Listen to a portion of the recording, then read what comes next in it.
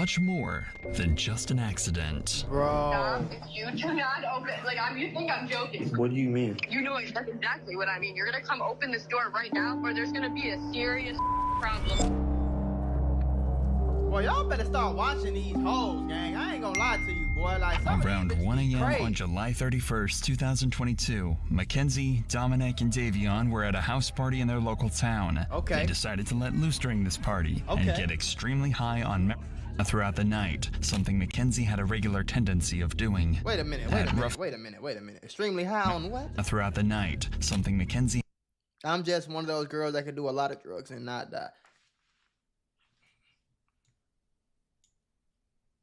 Hold on, ma'am. Hold on. What you mean you could do a lot of... Oh, no, she's one of those. He had a regular tendency of doing. At roughly 2 a.m., Mackenzie approached the host of the party, Kelly, and asked if she wanted to take acid with her and Davion. This was a strange confrontation for Mackenzie since Kelly had never even heard her talk about acid, let alone use it. Kelly denied the offer, and Mackenzie, Dominic, and Davion left the party shortly after. I'm good, man. Dominic then drove them to another friend's house, where they just relaxed and watched South Park for the rest of the night. Everything was normal. It seemed like a regular night out for some college kids. And at precisely 5 a.m., the group left and went to drive back home. Here, Dominic's friend Davion asked if he could get a ride home, but Mackenzie insisted they were in a rush and couldn't. However, Dominic told Mackenzie to relax and let Davion hop in the back of the car. A decision that would forever seal their fate. Damn! Folks should have just walked. Do your homework on walking. Do your homework on ski. I'm telling you right now, for all my dead mans, I'm not getting in no car, getting no ride from nobody I don't know. Do your homework on knowing the driver. The drive started out as normal, and both Dominic and Davion dozed in and out during the ride. However, suddenly, Mackenzie takes a different route. One that leads completely opposite of Davion's house. One that, just a few days earlier, she spent hours circling around. And without any hesitation, she stepped on the gas. Going over 90 miles per hour, Mackenzie flew past street cameras, and just out of the camera's view was a large brick building, and Mackenzie was heading straight towards it. What's she on, folks? Mackenzie miraculously survives the crash. Of course, why is it always like that? Why is it always like that? Every single time. It's always the goofy, drunk, high motherfucker driving. They don't never die. Then everybody else gets smoked. Drunk driver, police, everybody else check. This somebody come flick up the street. 3 people get hit. None of them was real members. You flick the whole street up. 3 people get hit. They was all innocent female. Why is it always like that, bro? Why is it always like that? It's like some type of fucking ritual. But still breathing. The others were killed instantly. The crash would remain unknown for 45 minutes until a local Samaritan spotted the wreckage and called Strongsville police, who quickly reported to the scene. This footage has been given exclusively to Dr. Insanity by Strongsville police. Viewer discretion is advised. So they just sat there, basically fading away, bro. For 45 minutes. Nobody's breathing. All right. Oh my God. Why do they always be taking their time? I'm getting hot, gang. Driver's conscious. I'm getting hot, bro. I'm already getting hot, bro. Hey.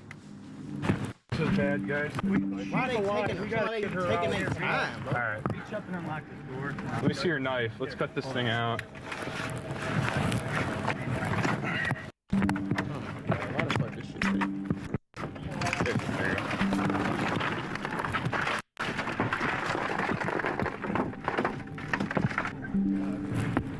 We're good to try to get her out. Dude, I don't know if we can there. I don't know if we can. That's a bad crash, bro. Let's see if we can get some That ID looks shots. bad, bro.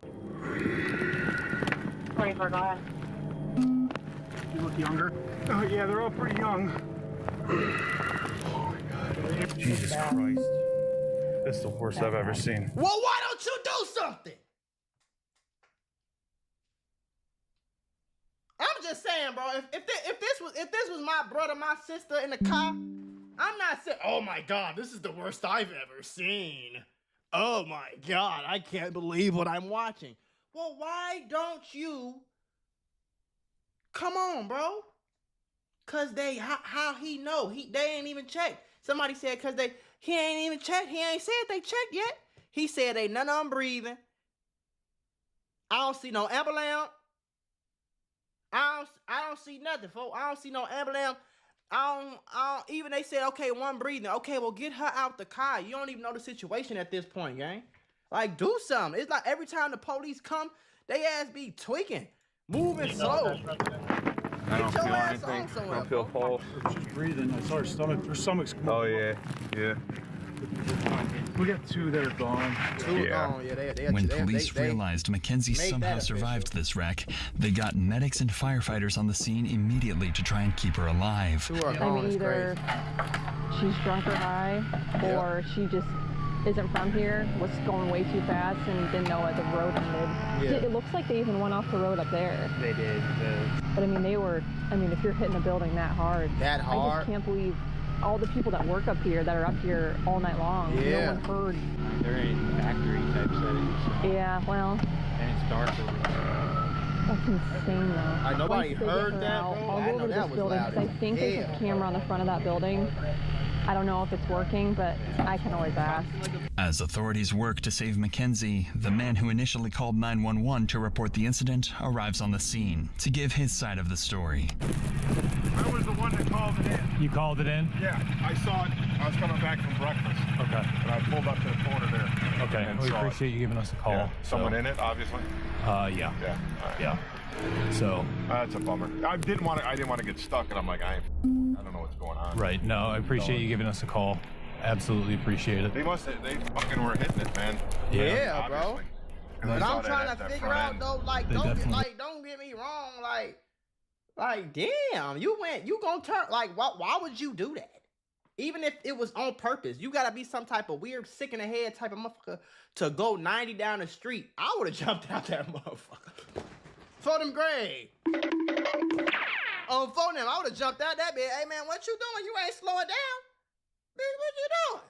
Hit it hard. Yeah. Destroyed. Right. All right, well, what a way to start your Sunday. I guess better than theirs, huh? Right. I appreciate the call, sir. Thank you. It's clear the driver was recklessly speeding before hitting the building, so police are quick to collect evidence and figure out the names of everyone in the car and what truly happened leading up to the crash. Grab everything over here. We'll just take it back to the property room. You want me to just take the whole bag? Yeah, throw it all in there. Anything relevant? Call real quick. 2 phones. One's dead. Is there anything else over here? Rest in peace, buddy. He's gonna go verify with the BMV image. Holy smokes. That's crazy, bro. That's Dominic, her boyfriend. How they figure that out that fast? Look at the car, bro. That's crazy, gang. I ain't gonna lie. How old is Dominic Russo? 17? 17. Damn. 19? All right, guys, I'm turning off. I think that's it. I don't see anything else. You? All right. Inside the car, police identified all the suspects and found multiple bags of weed and other marijuana devices in Mackenzie's bag, as well as psilocybin mushrooms. So already, just off that, like, don't get me wrong. If you had an accident, I'm pretty sure if you have an accident and, like, you driving and somebody lose their life, I'm pretty sure you still face charges unless it wasn't your fault. Like, I don't know how that worked for real, but I definitely know if you high or drunk and you talking about somebody passed away and you was driving high or drunk and they found loud in there and they found shrooms in there and they, boy, AB, what you on? But boy, boy. Thankfully, Mackenzie survived after being transported by helicopter to the nearest hospital. Her parents were called to inform them of the incident, and they rushed to the hospital. Unfortunately for them, all they knew was that Mackenzie was in an accident, and this officer is going to have to break everything to them. Yeah, that's crazy. I would What did pass they tell out. you? Nothing. Okay. She was light-flighted here. Yeah, I wouldn't know that. Okay. No. What was there? You want to sit down? Oh my God. This is like the scariest shit ever, bro. Imagine. Let me say this. Progress in Alameda, car into a building. 2 are deceased in the vehicle. Daughter's driving. Who died? I don't know whether, but there's one that we don't know. His name's Jacob. Does anyone know Jacob? Dom? No, stop. Let him talk. Damn. Damn. Why you get? I mean, I know it's a stressful situation, man, but don't get mad at me. I know. We've been dealing with this. Your daughter's okay. She's talking to us. Okay. I talked to her. Okay. That's Your daughter's good. alive. Okay. That's good. Your daughter's alive. That's good, at least. At least. She was driving. Okay. Who was that? Jacob and who? I think. What's the name you said? Dom? Dominic. Might be. Oh my God. Stop. What's his relation to you? Okay. Yeah. Then Dom was in the car. Stop.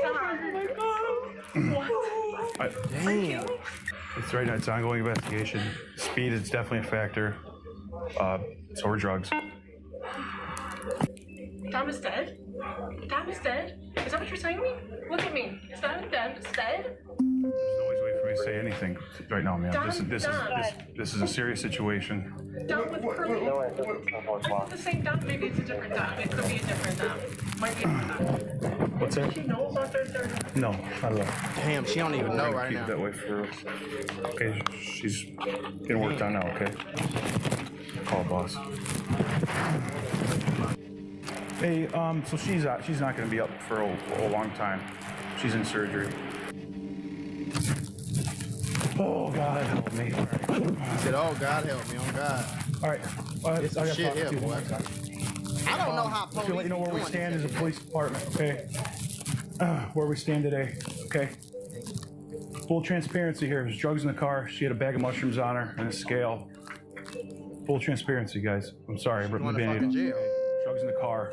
So she was awake but not awake, so she was In and out of consciousness. Right. Should be fully extracted from the vehicle. IFD. I know she has a severe leg injury.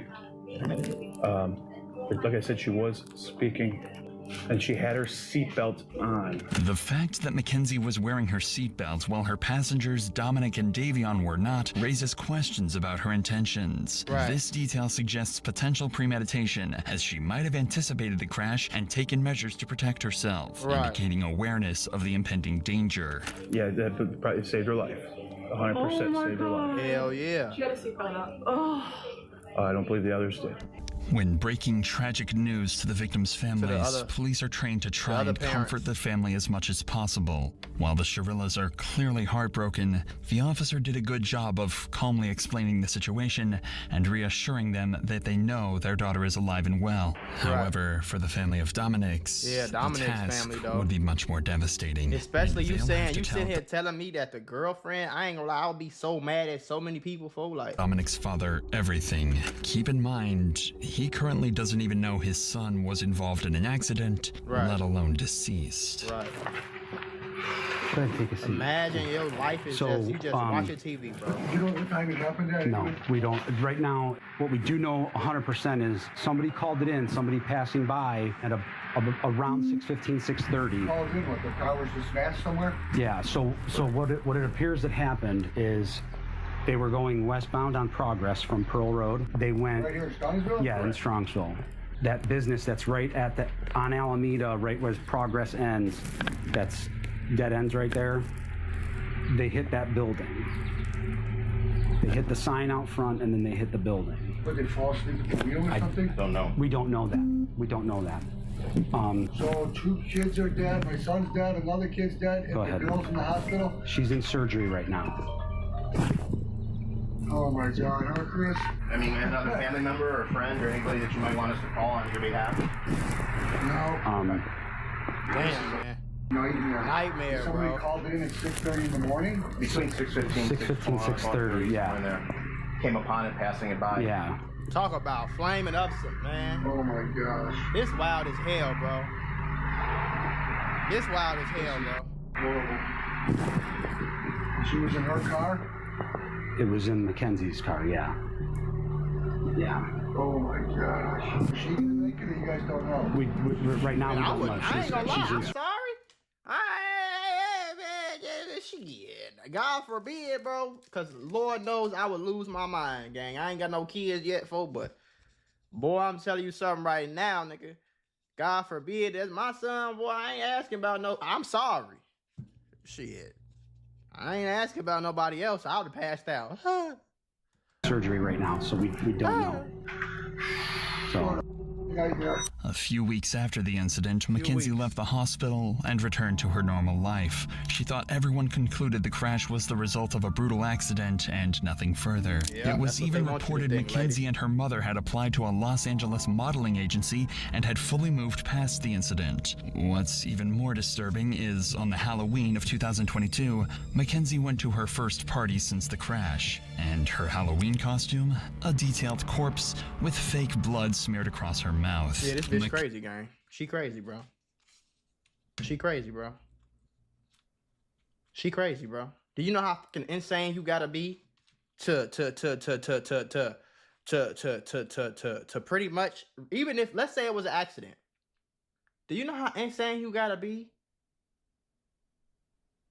to accidentally unalive your boyfriend and his homie? That's two people.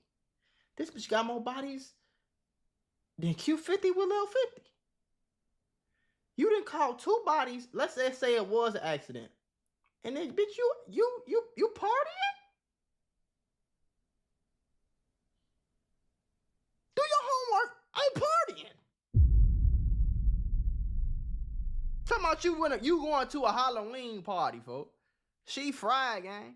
Mackenzie's parents even approved of this morbid outfit and said Mackenzie, quote, deserved some fun after the crash. It almost felt like Mackenzie was almost trying to let people know the crash had malicious intent, and she wanted to rub it into the world that she got away with her crimes. But little to her knowledge, detectives were working around the clock to figure out what really happened the night of the crash, and they would find far more than they could have ever expected. But before that, I want to give you guys a solution to some of the crimes in my videos. A way to prevent yourself from getting into dangerous situations with strangers. And that's by using our sponsor of this video, Lifeguard. No!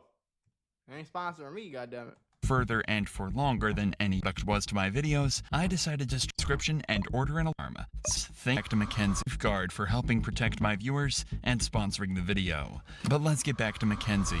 To factually solve this case, it's critical for detectives to understand exactly what happened leading up to the crash. Luckily for them, Davion's phone was connected to a safety app called Life360, which allows friends and family of Davion to track where he is at all times. Don't Life360? I think Life360. I don't know. I know it's it's an app like that track people because me and my girl got it, but like I'm pretty sure it tell you if you was like in a crash though, no? Or you gotta pay for that. Show you. Oh no, explain it. So this is when they were going down Progress Drive, and then you know how there was like tire tracks before it, like on that side grass. So that's the sign. That's when it hits the sign. And then that's where she curved exactly right on. Gotcha. Missed those two rocks and went right into the sign, the side of it. But I'm just confused on how the back of the sign was messed up. But she went right into that wall. Right. No, so you can see like the hard braking was right at the wall, and then her high speed was after the hard braking. So you did brake hard as hell. 90 miles per hour. Weird. So weird. It said it's a recording. Does that play? So I mean, what does it mean? Or just screenshots? It's just a tracker. Yeah, it's like my parents have me in a circle so they can see where I'm going. It just follows you wherever you go. Davion had us in. Yeah, well, you can send the screenshots right to the email, and I'll get them all to the detective. Okay. So I spoke to friends that were. Yep, I would have snitched on her ass too. I would have snitched on her ass. I would have snitched on her monkey ass. You damn right. You think you finna unalive my homie and just go about your life, ma'am? No, sir. No. Personally, the fact that they might have been on psychedelics. Kenzie was the driver, and they said that she took a nap. But if you know psychedelics, that's like a 8-hour to 12-hour. Yeah, you cannot sleep. You're right. You can see the exact time they left the house. I don't know. That's mine. So you can just send everything right there. All right. In addition to this. Hi, babe. I'm live, so don't say nothing. Oh, I was just telling you I'm about to go. Okay, be safe. Love you. Hey, Mom. Hey, look, I didn't want to say nothing. You said don't say nothing. Right. Yeah, I ain't want to say nothing either. Come on. Love you. Be safe. Okay, I will. This information, the car's black box recorded the gas pedal was pressed down to its fullest extent while driving towards the building. Another one of Dominic's friends was connected to Life 360 and had a very clear opinion of what he thought this evidence could be interpreted as. Right. To me, right here, if you looked at the tracks, and you guys probably have pictures of them, it looks like the person in the front seat tried to turn the wheel because of the fact they were going to go straight into a wall. And it doesn't say she heart broke once. It was 90 miles per hour down that whole road. Right. And I also think because of Kenzie's and Dominic's history that they were fighting, I think Davion went on his phone to distract himself from the fighting. Although they were on drugs, they can also still be fighting with being on drugs. It could have just been like a careless mistake. Like I don't think Kenzie, even if she was like had road rage, if she was arguing, I don't think her intention was to kill two people no matter what. However, while this evidence is useful and certainly adds suspicion, it doesn't fully reveal Mackenzie's intentions leading up to the crash. Listen, I have a mentorship called the Moolah Membership where I'm going to teach you how to get rich with business, YouTube, crypto, stocks, financial literacy, credit, every single way. Now, I became a millionaire by the time I was 23 years old. I'm going to teach you step by step for only $50. Click the first link in the description right now and get added to my group chat where I'm going to give you one-on-one help to make sure you get rich in 2024. Click it right now. Stop tweaking because we got very, very, very limited spots and I don't want you to miss this bag. Detectives are still uncertain whether or not this was truly an accident or if something much worse was in play.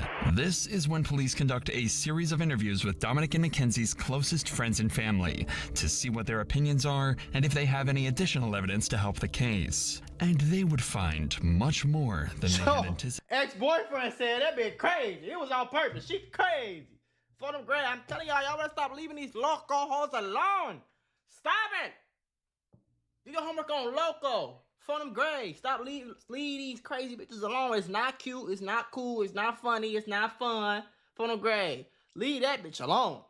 Anticipated. You understand you're not under arrest. Yeah.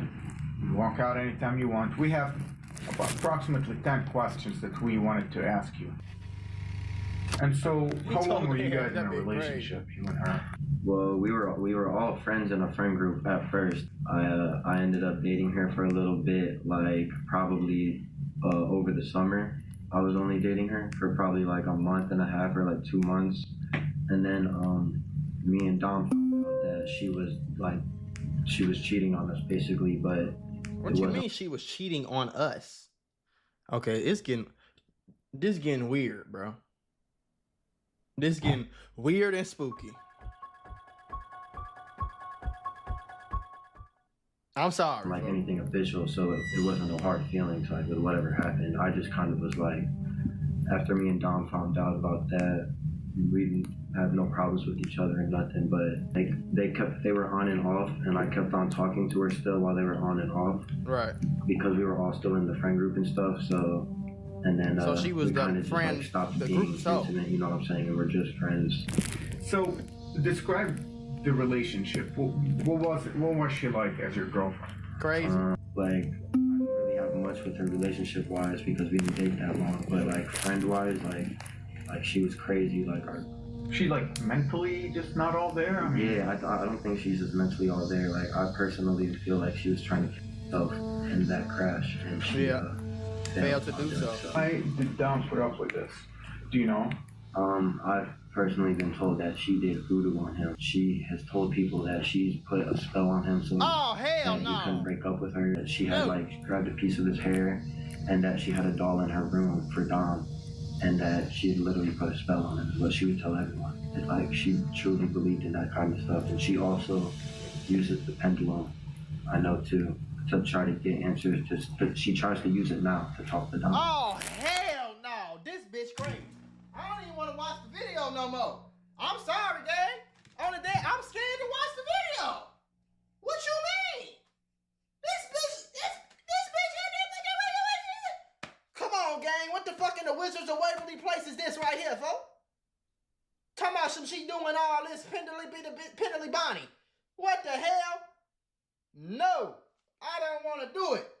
I hope she's still alive. If she, If I look her up on Google and find out she ain't hit no more, this the end of the video game. I'm not watching this shit no more. Cause no, this bitch ain't finna come get me in my dreams. Hey, Mac I'm ass telling funny. y'all, folks, leave these crazy bitches alone, folks. I don't even know what we just was at in the video. Mac ass is stupid. Damn, I gotta go back to it, folks. Mackenzie's Hold on. boyfriend. Hold on, folks. Where we at in the This video, man folks? dub. We okay. Friends in a friend group at off and stuff. Friends like as your girl. And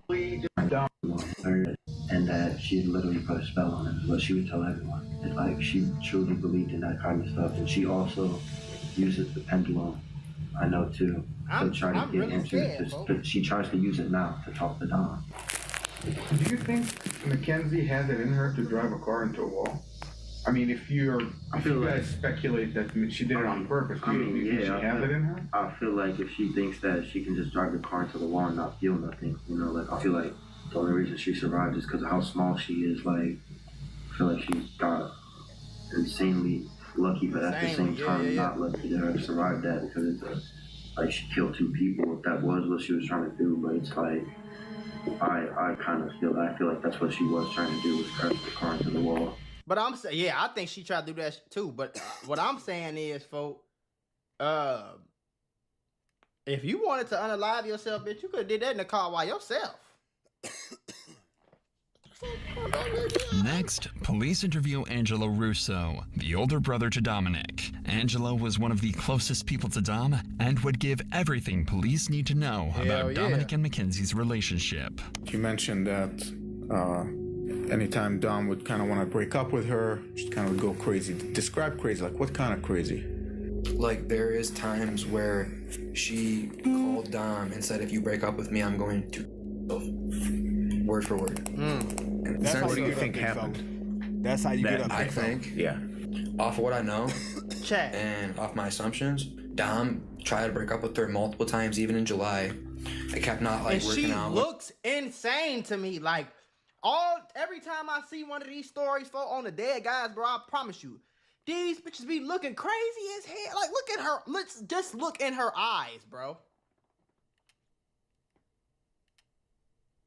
You gotta do your homework on crazy and crazy. You see what I'm saying? Crazy is she gonna call you, she gonna text you, she gonna, you know, that's crazy. Crazy. That's what this bitch is right here. You don't want that. No. You don't want that. No bueno. But I kept making back up. Kenzie's known to be the kind of person that she's let us know she will never let go of Dom, and if she has to let go of Dom, she will not go on living herself. She's pretty much let that be known. And you're going 94 miles an hour. You don't have a very fast car to begin with. You were stopping that gas pretty much that whole entire time. There's no brake marks on the street at all. Even before the hit, you would think that some type of instinct would kick in, you'd slam on the brakes. Yeah. But to my knowledge, she went straight into it. To me, it seems like they were in a fight. I think that she took it upon herself. They was probably high, drunk all night, kind of tweaking a little bit. She got in the car. She might not have wanted the other dude to get in the car because she knew what she was finna do.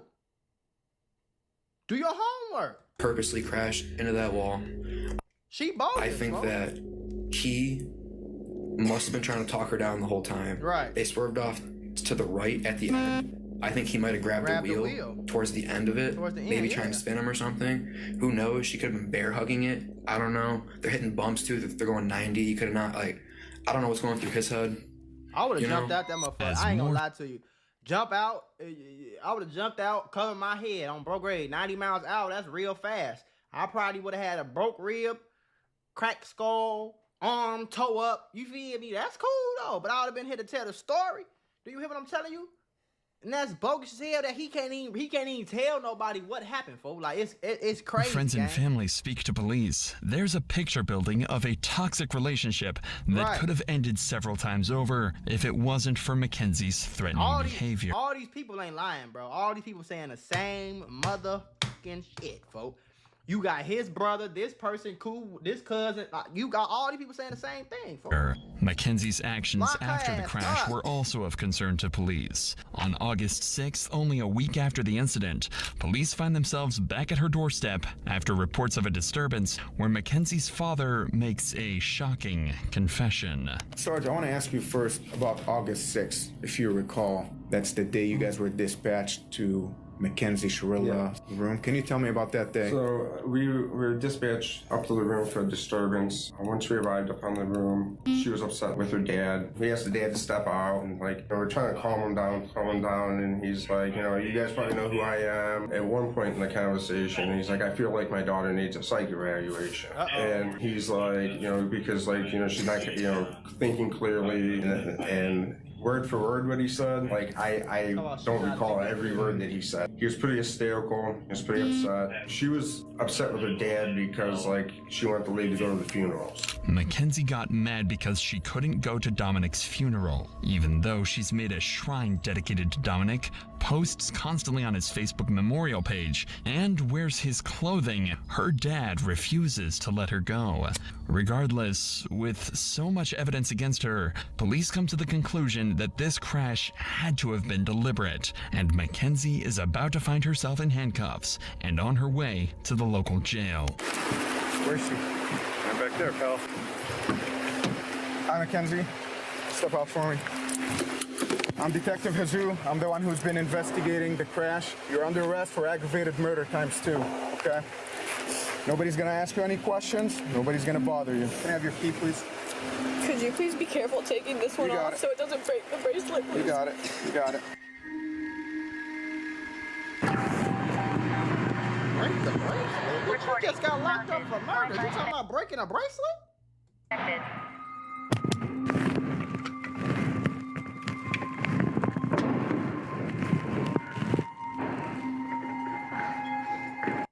I think somebody said I think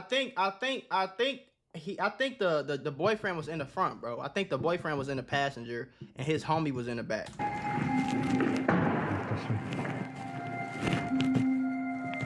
Going to jail. That black mat.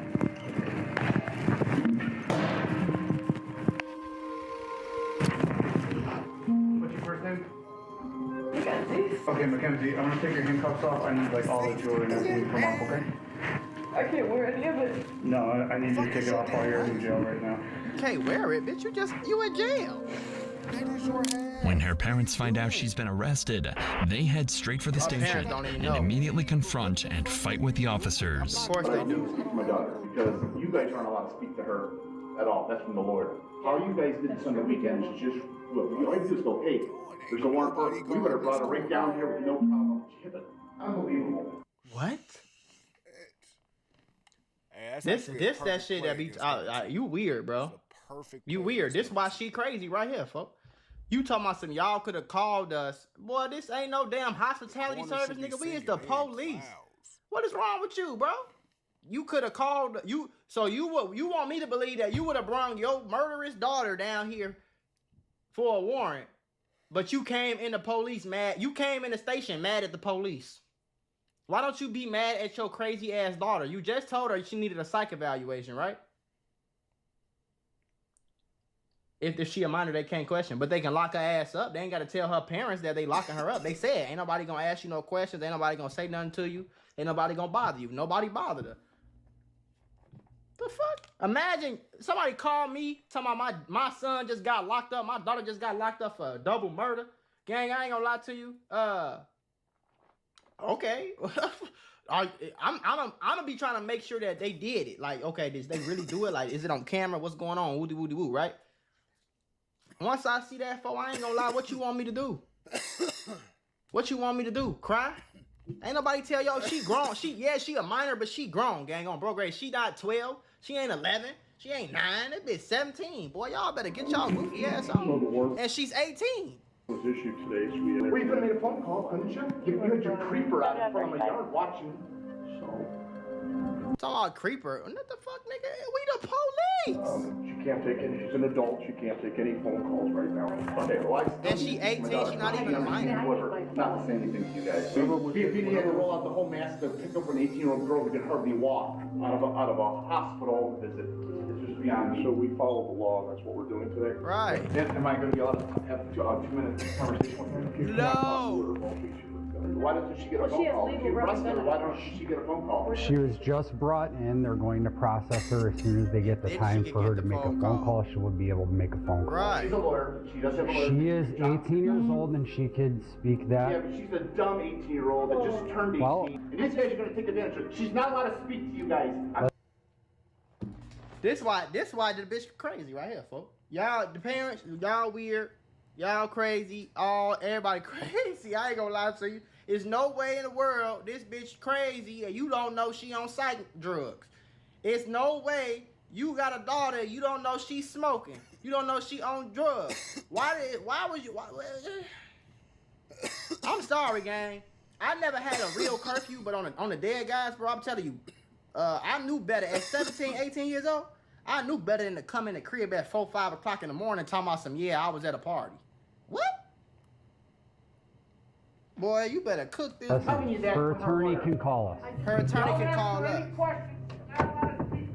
Her parents don't want Mackenzie to talk and demand a lawyer is present. Mackenzie is going to need that lawyer, as she's going to have to face the consequences of her actions. They probably waited for her to turn 18 to lock her dumb ass in a up. court of law. She's tried as an adult and decides not to be tried by jury, leaving her fate to a judge. Bad idea, babe.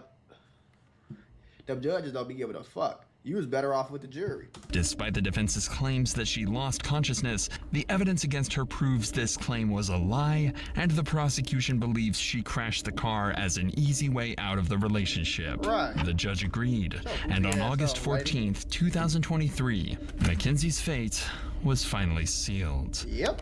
This is the type of evidence you can never unsee. No cap. You can never forget the visual or audio of this exhibit. And that's why I said you fucked up when you told when all that crazy, all that shit. Look at all that crazy shit. Well, that judge ain't finna be cool on you. That judge ain't finna be.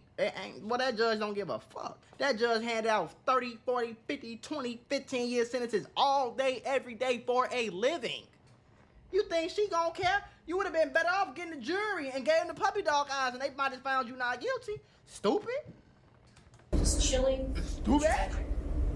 As you review that exhibit, you know that you are watching the oncoming deaths of 2 people, and there is nothing that will stop it. Exhibit 802 crystallizes the deadly decision-making of the defendant. She morphs from a responsible driver to literal hell on wheels as she makes her way down the street. Literally. You lost control, but you was driving perfectly fine. I don't give a fuck how high you was. I forgot about that. You was driving perfectly fine on camera. Yep, cruising, turn signal, stopping at the red light, making a full stop at the stop sign. You feel me? Turn signal again. And as soon as you got to this street where you knew exactly where you was going because it's evidence of you being here 2 days before, a day before. Because you knew you was finna go to the party. You knew your boyfriend was finna be in a car with you. And you wanted some attention so damn bad you was finna you tried to smoke yourself to make him feel bad. Like, bitch, get your lame, weird, goofy ass on. The mission was death. Mackenzie alone decided to push the pedal to the floor. Right, ain't nobody make you do that. The ultimate speed of that vehicle is 90 to 100 miles per hour. Mackenzie decided death was Look at her. She knows she could. And she alone made that decision for Dominic and Davion. And she continuously acted in a manner to achieve her purpose. In the early morning hours of July 31st, 2022, her purpose was to kill Dominic Russo and Davion Flandin. Her actions were controlled, she probably got life. Methodical, deliberate, intentional, and purposeful. That's a murder. This was not reckless driving. Right. This was a murder. On August 14th, Mackenzie was found guilty on 4 counts of murder, 4 counts of felonious assault, Damn. 2 counts of aggravated vehicular homicide, Why she 1 get 4 counts of what? Damn. count of drug possession, and 1 count of possessing criminal tools. She's facing 15 years to life and is currently being held in the Ohio Reformatory for Women. Her first opportunity for parole will come in October of 2037. Damn. My BBs fucking suck. My The corners first suck. opportunity for parole will be in 2037.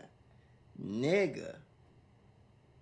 I will be 39 Oh my years fucking old. gosh, gang. we can't cover nothing. 39. Locked up, they won't let her out. They won't let her out. She locked up, they won't let her out. Oh, they won't let her out.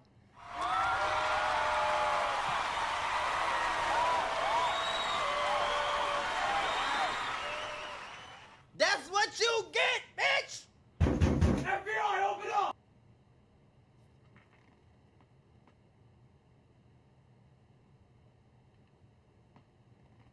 Hello. How are you? Well, thank you. So, we were called to come check on your son. Okay, Dad, he's on my phone in the bathroom for like an hour. Can I come in and talk to you? A 9-year-old boy was filled with tears as he turned in his own mother, handing over to police. Found in her bedroom. Hello. Hello. What kind of bad parent it is? First off, when they said, "Where's your son at?" Her response was, "Oh, my son called you guys? He's been in the bathroom with my phone for like an hour." Who letting a 9-year-old son stay in the bathroom on the phone, your phone, for an hour? That is crazy, bro. How are you? Well, thank you. So, we were called to come check on your son. Okay, Dad, he's on my phone in the bathroom for like an hour. Can I come in and talk to you? A 9-year-old boy was filled with tears as he turned in his own mother, handing over to police a 100-gram bag of meth found in her bedroom. Nah, little Cody did his ass whoop, bro. Bro, this is what I'm saying. These look, my kids, if Dare or something go to school, look, my kid's missing that day. What the hell? They gonna encourage you. Do you smell anything on your mom that smells funny, or your dad? Do their eyes look red? Are they always hungry? Do they be eating your snacks? Bro, this little nigga watch too much TV. You don't tell on your mama no matter what she doing in the house, bro. She could be hoeing out the house, smoking dope out the house, selling dope out the house. What it dope. This might sound crazy, but at 9 years old, you should know better. Like, you should know, city of Henderson, is this out here? Is this Nevada? You found this stuff, right? Where did you find it at? Under the nightstand. On accident? Yeah. Where was it at? Under the nightstand. What's that? Under the nightstand. Under her nightstand. So that would be in the bedroom that she sleeps in? Yeah. The incident happened in July of 2022 in Las Vegas, Nevada. These little niggas out here, bro. I'm looking like that's ain't Henderson and it happened. Hey, y'all remember when I told y'all? Oh man, well this ain't even got nothing to do with it. When I told y'all about, so y'all can look it up. It's all over the internet. So in Henderson, right? That's supposedly like the most racist part in Las Vegas. You know what I'm saying? Las Vegas got like, not cities but sections. Like you got Henderson, the east side, the north side, Summerlin, Centennial Hills, the west side. Well, anyway, where we pulled up, this was like 4 or 5 months ago, in Yana Believe. Bro, black people had signed, they was looking for houses, right? They didn't find no houses, so they found this dope ass townhouse duplex. It was nice. You know what I'm saying? They parked their car out front. And it was like right by the office. That unit was right by the office. They parked their car out front. The rental lady, whoever she is, came out to greet them, walked them in the house, so I guess so they can look at the house. There wasn't no camera in the house. You know what I'm saying? Walked them in. I think they're in there for like 20 minutes. The residence is so brave while these people are in the house. And I'm talking about, it was like 11 different people from like 8 different households, bro. They come out, write the N-word on the car. They put a paper on the wrote a letter. If y'all move them in here, then y'all gonna lose 20 residents. We have a committee. We decide who we want in our neighborhood and all that type of shit.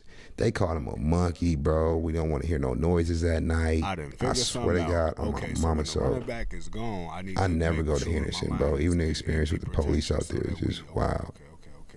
But anyway, little Cody. They dare program work. Oh my God, I can't believe it. It's not me in that car, you know? I can't believe it. Oh, Got it. oh my God. It's kind of a time to not really know what to do, so. I don't know what happened. At random, too. Why? I don't get it. I don't have any answer. How old is Brian? He's 19. He's 19. What's going on, man? Not much. Cooperate. I am going to cooperate. Okay, so parents have some concerns of some stuff they may have found in your room? Yeah, I believe so. And what would it be? A human head and hands.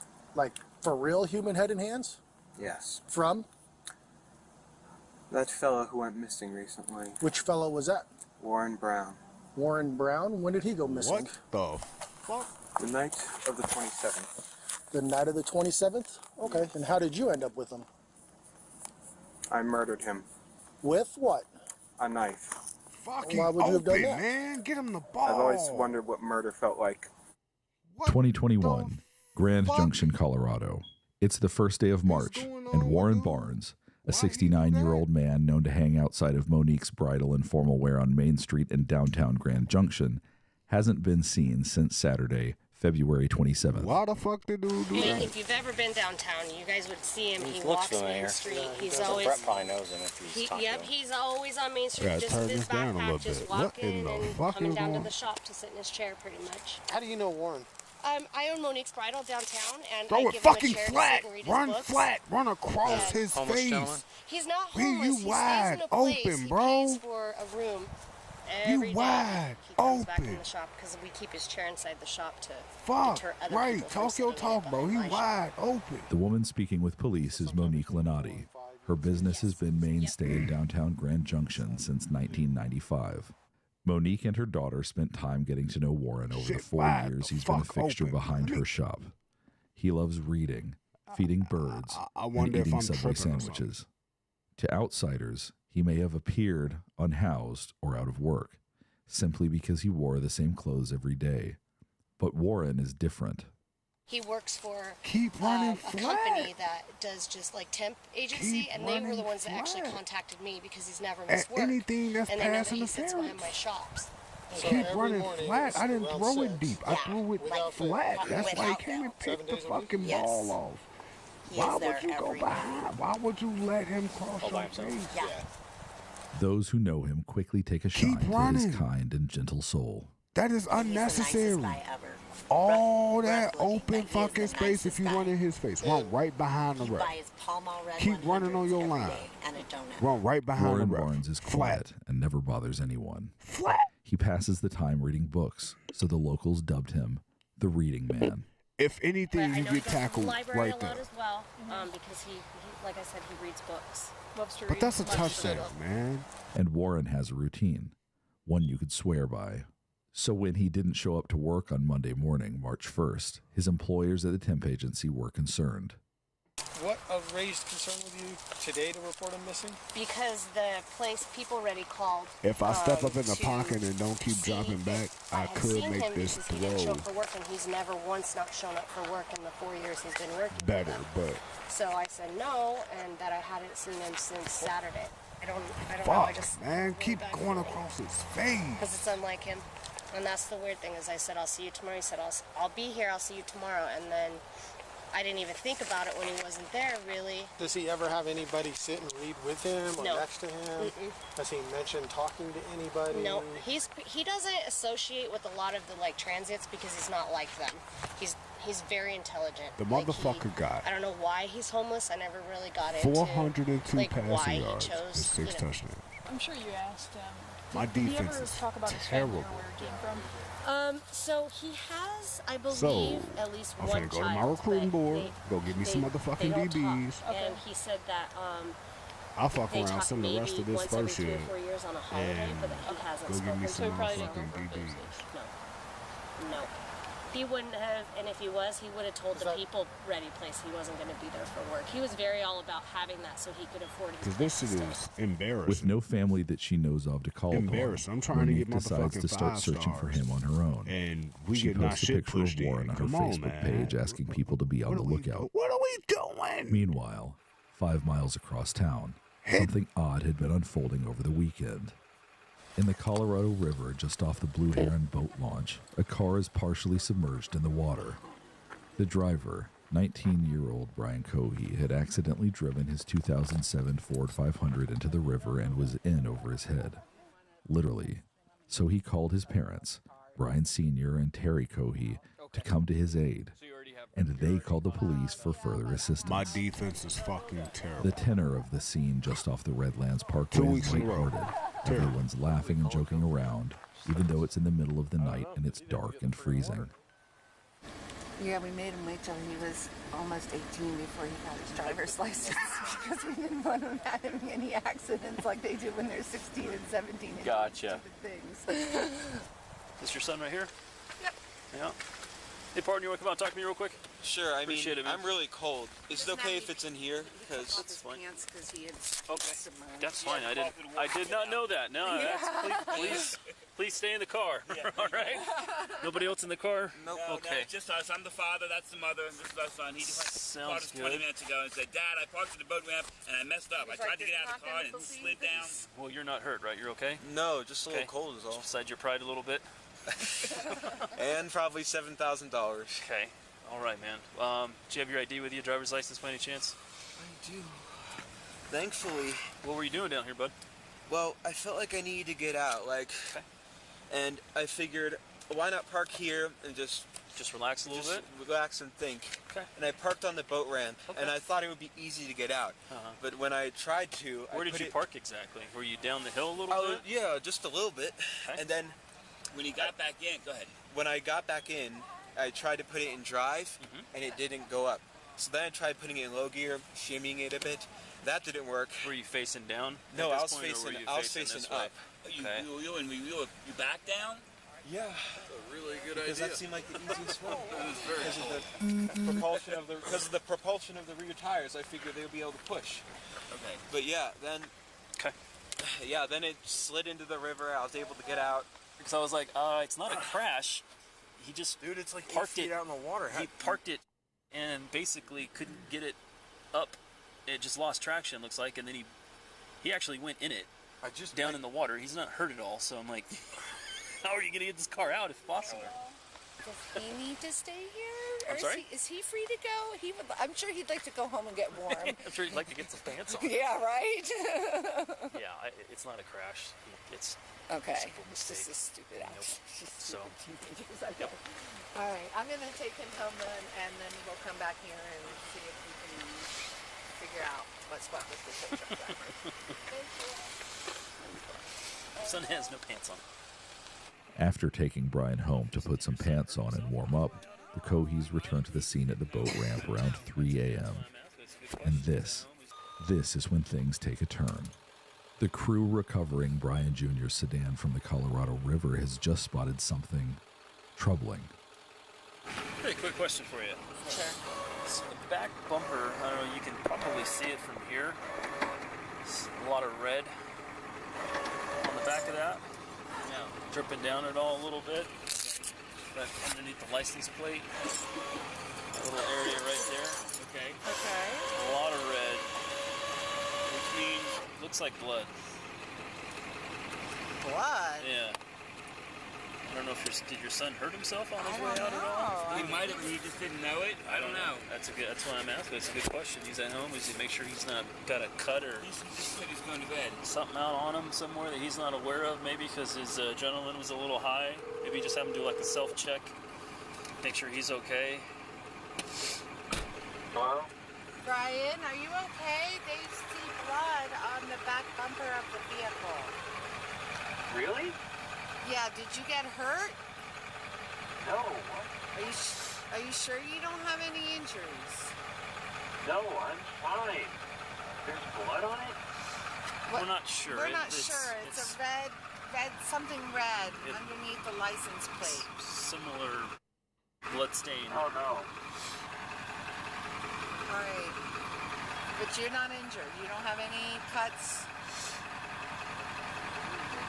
No, I don't know what would cause blood or whatever it is on the bumper. But you're not injured? No, I'm not injured. Okay. All right. I'll call you back. Ooh, it's cold out there. Is it good? My car good? No, Brian, they're trying to get it out. They got to rehook it and try it again. They're having trouble getting your car out, buddy. All right. We'll call you back. Call you back in a little bit. If I can send a message on. Bye. I got to move my car. I got to move my car for the driver. Okay. The car is finally removed from the Colorado River, but the blood is still piquing the interest of everyone on the scene. What'd they say about us looking in the trunk? They're good with it. Okay. The officers are unable to get into the trunk. Brian seemingly locked it before driving it into the water. The car is released back into the custody of the Cohees the next morning. Brian Sr. decides to clean his son's car. After all, it had been in the river for hours and badly needed it. So I'm like, okay, I get this car started for Brian. He's got to work. So right away, I popped the hood, unhooked the battery, because it was dead, tried to charge the battery.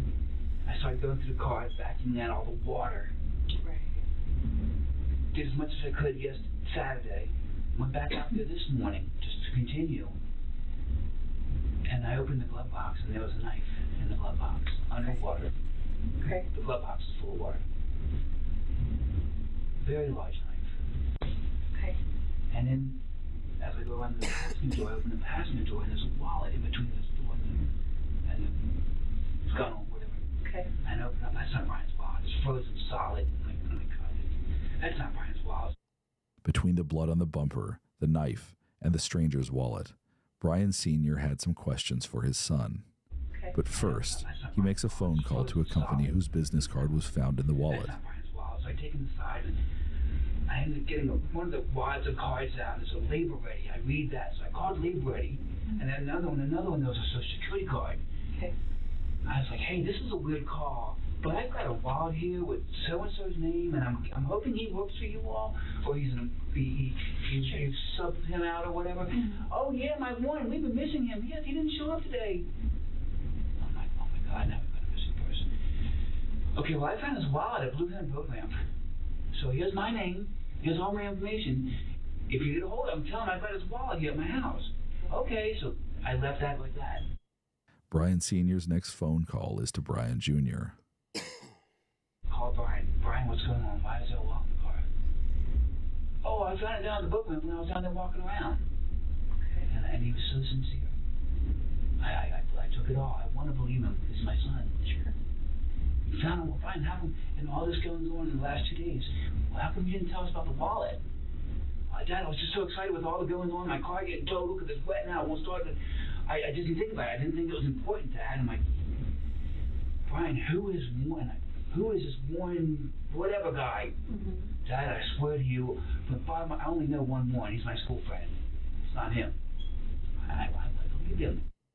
Unbeknownst to Brian Sr., his wife Terry, who operates a child care facility out of the home, is almost simultaneously making a chilling discovery in her son's room. And then I started working on my house, doing some drywall repairs, just doing other things. Left the car alone, didn't let it dry out, and my wife called, get over here right now. Drop everything, leave right now. 111 is John. What's the address emergency? Hi, there is an emergency. I found something in my son's closet wrapped in a plastic bag. Okay, what was it? I think it's a human head. It's a what? I think it's a human head. Why do you think it's that? Because it looks like it's all an ear. Is it bloody, or does it, like, anything like that? I just told you to come. That's why I had to take a picture and send it to you. What's the address? Is your son there now? He just pulled up. We wanted to make sure he was here before we called. How old is he? 19. He's had a little bit of a fascination with the morbid, but he was channeling it, I thought, into becoming a crime scene investigator, but not so much. Do you think he's going to be cooperative with us? I don't know. I don't think he'll be violent. Just came back from his friend's house. Does he have any weapons in his room, or do you guys have any in the house? I don't know. I think that he has a shotgun, but we can certainly remove it immediately before he gets in his room. He's out by the car now, so. Is the bag still in the closet? No, it's in my kitchen sink. And there's a secondary bag that I have not opened. Officers from the Mesa County Sheriff's Office respond to the Cohey residence on South Broadway. At this point, all the children in Terry Cohey's daycare have been picked up by their parents. Outside the home, at the end of their gravel driveway, Brian Sr., Terry, Brian Jr., and Brian's brother Andy await police. Okay, so parents have some concerns of some stuff they may have found in your room? Yeah, I believe so. And what would it be? A human head and hands. Like, for real human head and hands?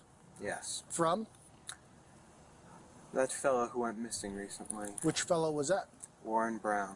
Warren Brown? When did he go missing? The night of the 27th. The night of the 27th? Okay, and how did you end up with him? I murdered him. With what? A knife. What? Why would you have done that? Fuck. I've always wondered what murder felt like. Okay, where did you do that at? Underneath the bridge. Which bridge? The one past. Okay. Near the weird intersection. Okay. Do you have anything on you that's gonna cut, poke, hurt, stick me anything without reaching for nothing? Don't reach for nothing. My phone and my wallet, that's okay. it. Well, I'm gonna have you face that way, put your hands on top of your head for me real quick. I just wanna make sure you interlace your fingers for me real quick, all right? Go ahead. Phone? Okay. How do you know this guy? They told me that was what was in the wallet. That was, what do you mean that was? No, Brian, how did you come across this How'd guy? you come across the gentleman? I was driving, Uh-huh. and I saw a strange shape near the railway. Uh-huh. So I parked my car and investigated it. Okay. I found it to be a man sleeping. Okay. Where's the knife at? It is in my sunken car. Well, it's in my car. I had that previously sunken. This is going to be an investigation, and I'll take it from there. Okay. So, did that happen when you crashed your car? Or is that totally different? That's related, but a different event. Okay. How's it related? Well, when I killed him, I tried disposing of his body by putting it in the river. But Okay, I parked too low in the river. And Where's the rest of his body at? Huh? Where's the rest of the body at? What parts? The body, Brian. Where's his body? Down the river. Okay. I'm gonna have you walk over here. You're gonna sit in the back of my partner's patrol car for a minute, okay? Not yet. Okay. Just sit back there and hang out for me, okay? 200-pound, 6'1" Brian Cohey is cooperative and polite, if not a bit awkward. The female officer from the Mesa County Sheriff's Office helps the 19-year-old into her patrol car. How are you? I'm good, sir. How are you? You said your name's Brian? Yeah. I'm not feeling too well. You're not feeling too well? All right. No, these past few days I've been very, very anxious. That's understandable. So what we're going to have you do here is I'm just going to have you sit in the back here, okay? I'm going to turn on the air for you in a second. That way you're not too hot. Are you a hot-blooded or cold-blooded kind of guy? I am very cold-blooded. I prefer cold. Well, no, actually, sorry, hot-blooded. Hot-blooded. So you prefer the cold. Okay, fantastic. All right. So hop in here. I know you're tall, so it's a little bit of a tight squeeze, but like I said, I'll get that air on for you. Sorry about that. All right. Meanwhile, the male officer needs to go inside the house and see for himself if there actually is a human head in the sink, like Terry Cohey claimed in her 911 call. Can you walk me inside, please? Just walk you all through this, what happened in the very beginning. Okay. Let me do it. You go inside. Well, let's stay out here with me for a minute. Sit down. Come on, sit down, baby. Buddy, you better be fast as hell. I ain't even gonna waste no time about this shit. Yeah, we haven't looked at it. It's under the towel in the sink. Okay. Yeah, This man a bus. I'm be pissed. Say what you might give up. 84. Just make sure that guy goes in the car first. I can say that. You can go in the sink, right? Quick. Okay. Right there. No, house is empty. All right, Kai, let's see what's to you. I had a bag feeling about what happened this weekend. Okay. And she said there's a bag in this closet, and she opened it up, and she called me and said, get over here right now. I covered it with a towel. Okay. I didn't want him to see it because we didn't want him to run. I don't want to look at it.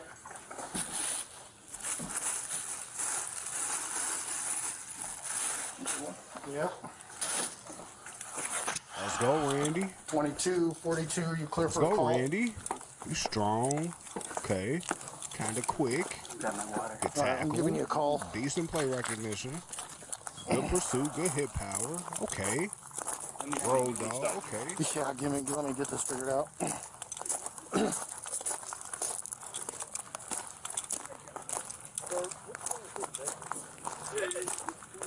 Oh, yeah, you might want to call investigations. So, oh yeah, he already, I asked him what was going on, he said I killed the guy. I stabbed him, that's his head. I dumped his body in the river. So I guess this guy's name is like Warren Brown or something. So, all right, I'm gonna secure the house, and he said there should be hands and the head's in the sink. The body is in the river. So, what's that? Yeah. What's that? Oh, does it sound by my voice that it looks real? It is. So, okay. After the officer confirms the head is indeed real, Brian Sr. then recounts the story of the last 24 hours again to law enforcement on scene. He left Friday night, late in the morning. Our phone rings at my house. Dad, this is Brian. My son Brian. Same name, same birthday, January 10th. My firstborn. My car's stuck in the river.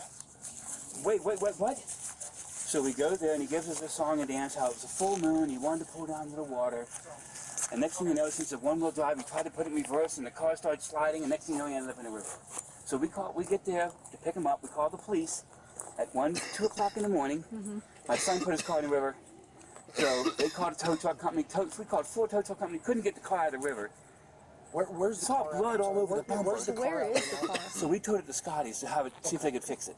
So I called Scotty's and said, there? don't touch it. Okay. I already called him and said, don't touch Nothing was taken out of the vehicle. Yes, you know. I did. Yes. What did you take out of the vehicle? I cleaned it up, bottles, everything, incriminating Do you know stuff. where that stuff is? Yes, it's all at the house. It's all at the house. Yes, Okay, yes. in a bag. No, I didn't know this had happened first, so I'm understand. thinking I'm gonna get Brian's car cleaned out. We're gonna get it all fixed up. Right. Call Scotty's, they're gonna start it up. Right. But then things started unfolding. Okay. We saw blood on the bumper. We asked Brian, Brian, what's this from? Oh, I think I cut my finger. Okay.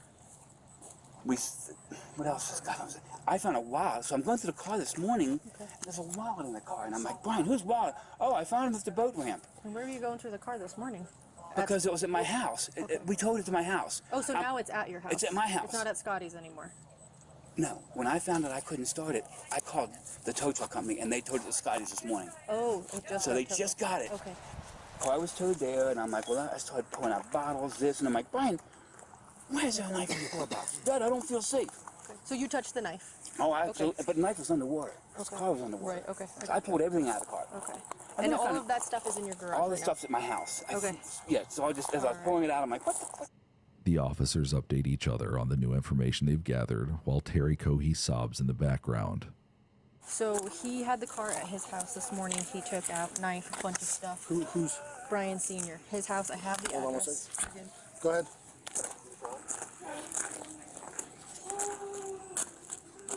I copy. So I told him we'd hang tight until investigations came, and then he can take them there where all the items are. Go ahead.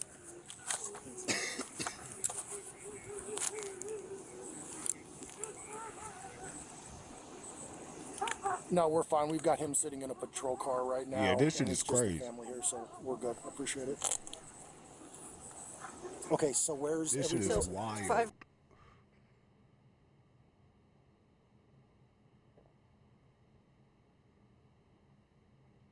He had the car at the house this morning. He pulled the knife, all sorts of stuff. He said there was blood all over. Okay. Hold on. You're good. Car to car or stuck. We'll also have a second address that'll have to either go through on consent or through a search warrant. It's going to be by Dad's house. He had the car over there and Cleaned it out. Unbeknownst to knowing what was going on. Dad's super cooperative about taking us there and letting us look at. So I just told them we'd wait till investigations got here. And just keep him here. They have another location. I don't believe this is their house, or maybe this is their second house.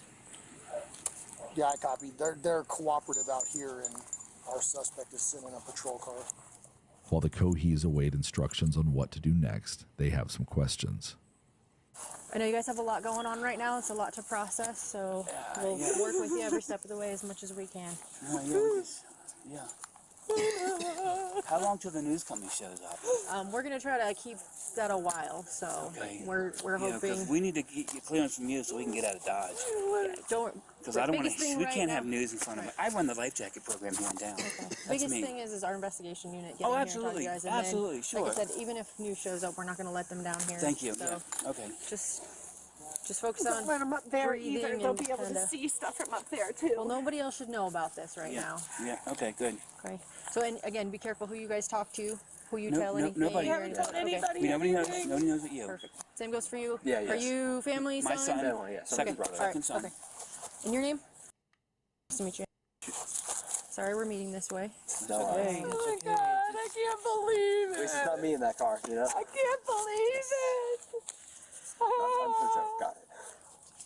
Oh my God. It's kind of a time to not really know what to do, so. I don't know what happened. At random too. Why? I don't get it. I don't have any answer. How old is Brian? He's 19. He's 19. 110-02. Mom, 19. what's your name? My name's Terry. Terry? Okay. Are you okay? Do you need anything medical? Well, we're waiting on a call from my doctor. Okay. Okay. All right. So hang tight right here. I got to chat with my partners again, okay? Brian, when would you say this? What night did this happen? No, Friday late Saturday morning. This Saturday? 1 o'clock, yes. Okay. 1 o'clock in the morning. Stop. Just this Saturday. At 1 in the morning. For what, the car crash? Yeah, the whole incident. It's now time to take the 19-year-old suspect to the station for questioning. All right, Brian. His parents follow the patrol car to the sheriff's office, where they will also be interviewed. I've got one male on board. We're en route to the office. On the drive over, Brian Jr. makes light conversation with the sheriff's deputy until he notices where they are. What time is it? It is 2:32.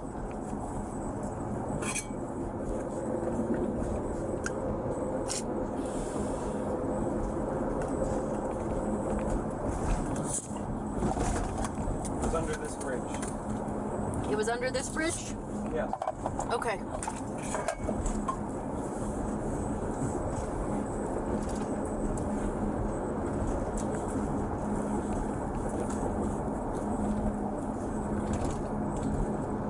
Like right there under the bridge? Or This side of the bridge. And behind one of these support pillars. okay. Stuck with.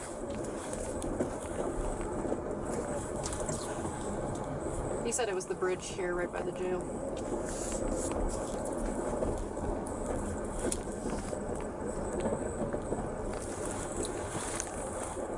From what he's saying, it sounds like overpass, but we'll clarify. A patrol car is sent to inspect the area of the underpass that Brian stated was the crime scene. There, officers are quickly able to confirm he was telling the truth. It's right here. Oh, you see it? Yeah. Because there's an arm. Hey.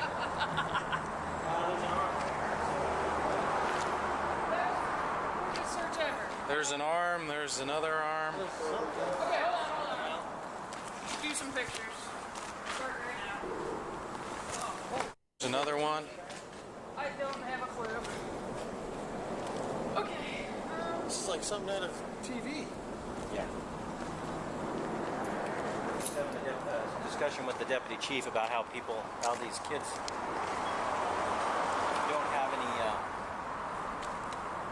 remorse.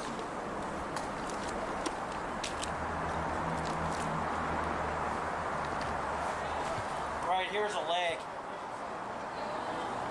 Well, it could be the upper arm or a leg. Well, there's 3. This shit is out of order. There, and there. Out of fucking order. For no fucking reason. Like, what the fuck be wrong with people?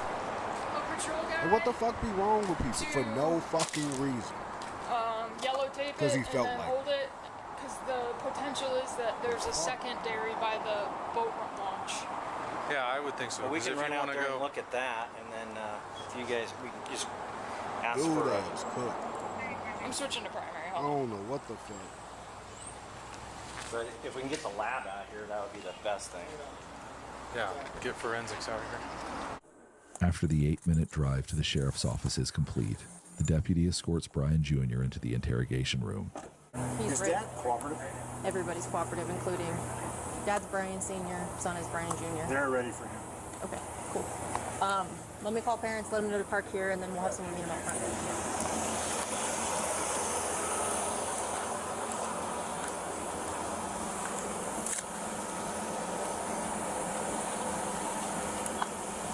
Okay, so what I want you guys to do is if you can pull into the front of the sheriff's office, and when you do that, you're gonna...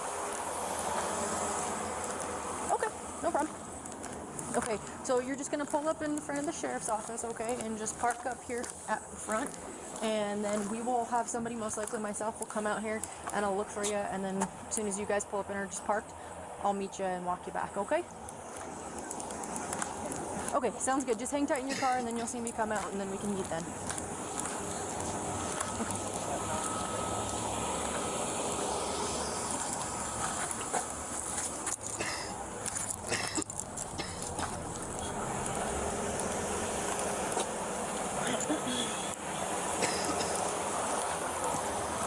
Okay, I'm gonna walk him back. Okay, thank you.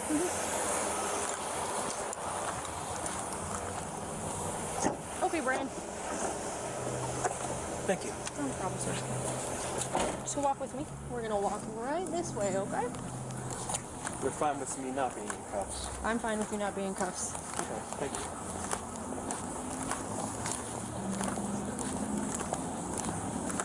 All right, Brian. Open this door for me, please. Oh, let's pull it. There you go. Sorry, I thought You're good. You're good. All right, just face that glass right there for me. Okay. Just walk over for me, Brian. All right, slow it down. You're a big guy. Slow it down. You're okay. So we're gonna take a right here. Okay, keep on walking. Yes. Walk through these guys here. Oh, I should have a mask. You're okay. Don't worry about it, okay? Keep on walking. Yep. All right, we're gonna take a left. Keep going. Take another left. Hard left. Right here. Right here. Sorry. You're all right. So have a seat, and we'll be with you in a moment, okay? Thanks, Brian. The parents arrive just a couple of minutes after their son. Just follow me all the way down.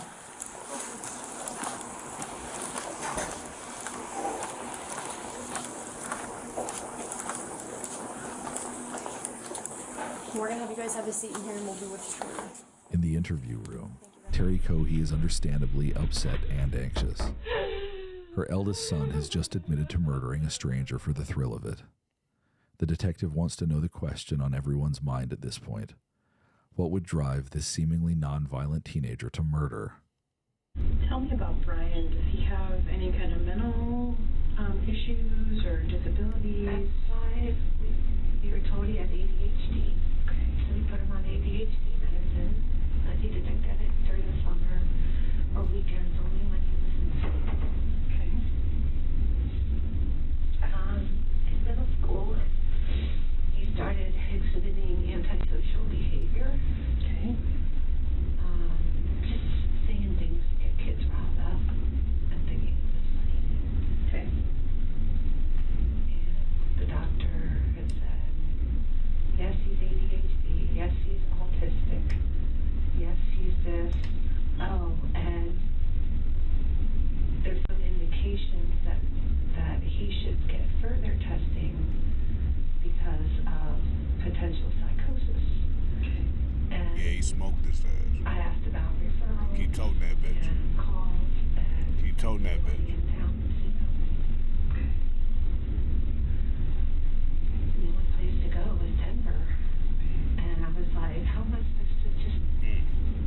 the cutback was there. It was so there.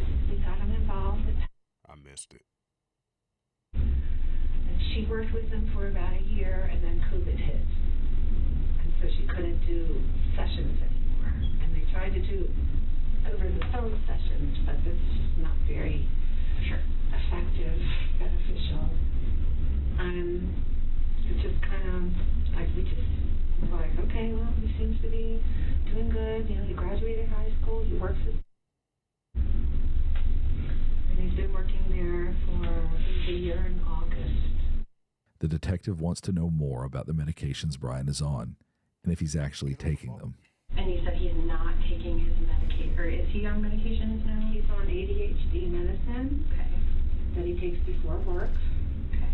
On his part-time job. Okay. And he takes sertraline, which is an anti-anxiety, antidepressant. Okay. So he's been diagnosed that as well. And to the best of your knowledge, is he actually taking them? Like, do you watch him take them? I don't watch him take them, but I have an alarm set, and every night at 10 p.m. I say, Brian, take your medicine. And he says, I know, I am. Okay. And as I've looked at his pill container, I mean, it's going, you know, seems to be going down. Okay. So I assumed he was taking it. Okay.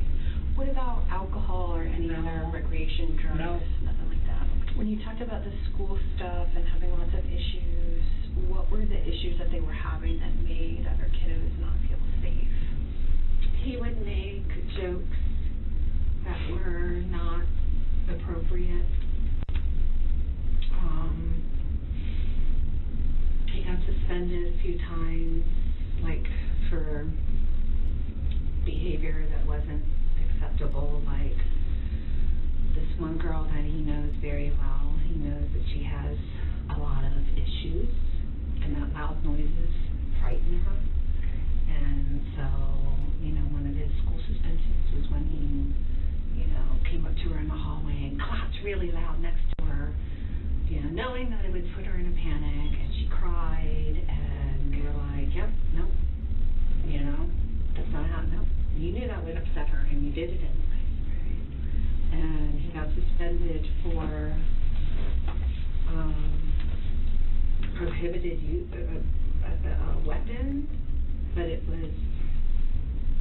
there was another boy who brought in nunchucks to school on the school bus, and Brian was like, wow, cool, you know, and I think this was in 11th grade, and so Brian was like, I think Brian had given out some candy to some kids on the bus, and so Brian was like, can I check those out? He's like, I'll bring you in so you could give me some candy. So Brian gave the kid candy, and the next day the kid comes on the bus with 2 sets of nunchucks. One are glass, and the other ones, I guess they're like rubber. I don't know. I never actually saw them. Okay. But so. There we go, defense. He's like, I know I can't take the glass ones because I'd be in trouble for that. So he took the rubber ones and he put them in his backpack. And his backpack was, I don't know if it was in his backpack or in his jacket. There was some differentiating stories. Okay. But, so the teacher saw them and they said, what's that, Brian? And he was like, nothing, you know? And so, Papa Omar, you know, he was like, you know, we have a prohibited weapon on school grounds. And I'm like, okay, well, what about the other kid that brought them in? And they said, that kid doesn't have the behavior issues that Brian has. And I'm like, oh, so you're punishing Brian because he has behavior issues. I see. So, Brian went through probation and he completed it successfully. The line of questioning pivots to Brian's behaviors and interests. How about stuff at home with you and your husband and your other son? Like any kind of violent behavior or weird behavior, like the stuff with Brian's textbook weird. Okay. You know, I mean, he's always, you know, he's either ADHD and we're struggling with social thinking and social behaviors and learning and, you know, it's always been a challenge with Brian. But not violent behavior towards you and your husband. What about other kids in the neighborhood or on the But he didn't really, you know, he had a couple of friends that he's had since elementary, but you know, he had a morbid sense of humor and would make jokes, and I'd say, Brian, that is not funny. And he'd go, yeah, it is, Mom. You just don't get my sense of humor, you know. But some of his behaviors that we attributed to autism, like the flat face, maybe isn't attributable to autism. Obviously, it's something else. Okay. What about any fascinations or things that he fixates on? A lot of perseveration on crime and crime scene. And so he was talking about going into the military in the fall, and when he gets out, having your job. Okay. And so I had purchased online a crime scene investigation book for him. You know, it's like ones that they could, you probably read it when you first started out in college. And so I gave that to him, and I was like, so here, Brian, you know, let's channel that curiosity into something positive that you can affect a good change in the world. Right. And he's like, yeah, that's my plan, Mom. But you know, he's not going to say always had a fascination. You know, I'm going to say in the last few years. Okay. And is it like shows that he watches, or like tries to do things to create a scene? You know what I mean? Like, whether it's like animal caught stuff that shit, or and he stayed in his fucking feet. Come on, this game be fucking selling it. Come very affectionate with our animals. And, you know, he would watch, you know, like just last week he watched Silence of the Lambs, but I was like, well, he's 19, not sure, you know. Probably all watched it. I watched it. It doesn't make me a serial killer, you know. Was there anything else about Brian or the last couple of weeks? No, he's always, you know, sometimes he's affectionate, you know, and every night when I say, I love you, Bugs, and he says, I love you too, Mom, you know, and he gives me a hug, and, you know, he's at work when he's supposed to be at work. He's never, I mean, other than his behavior issues in high school, it's like there's never really been, like, anything legal that was, you know, that was a problem, but I was like, uh-oh, you know. When they did his testing, and forgive me because I don't know all of the exact language and stuff, but like on the spectrum of his autism stuff, did they kind of give you a range, or did they say we think maybe based on some behaviors they said he was high functioning, you know, that he did the IQ tests well and blah blah blah. But they said, but you know, in going through this, I think that it would be beneficial if he received further testing. And I said, okay, who do I go to? And they gave me a couple names, and I called them, and they said, no.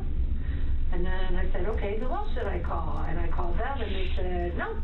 And I said, who else should I call? And I called them, and they said, nope.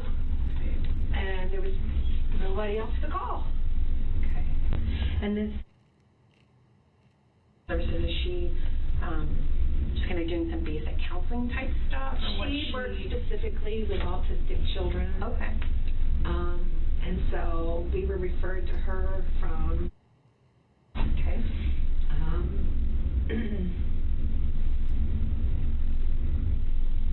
And, you know, like I said, he was doing group, going in to see her once a week, and, you know, and because of everything going on in school, you know, we said, you know, we don't feel like he's a danger to other people or to us, you know.